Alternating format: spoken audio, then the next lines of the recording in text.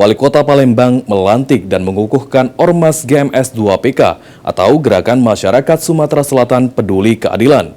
Ditargetkan Ormas GMS 2PK yang baru dilantik dan dikukuhkan dapat berkontribusi bagi masyarakat Palembang khususnya dan Sumatera Selatan secara umum.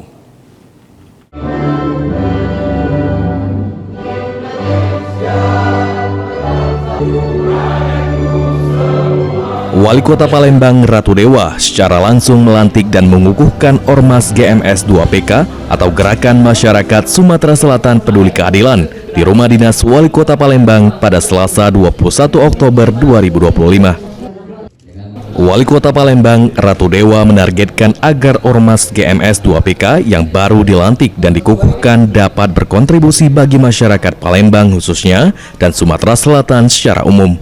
Selain itu, karena Ormas GMS 2PK baru terbentuk, diharapkan dapat segera melakukan konsolidasi internal, membuat program yang tidak terlalu muluk dan bisa terasa bagi masyarakat baik dalam hal sosial, ekonomi, serta lainnya.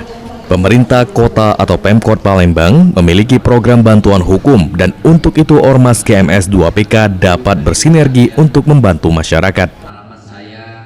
Harapan saya semoga organisasi ini bisa berkontribusi bagi masyarakat Palembang dan juga Sumatera Selatan. Yang kedua, harapan saya karena organisasi adalah relatif baru untuk segera konsolidasi internal, tidak hanya di lingkungan Palembang tetapi di Sumatera Selatan.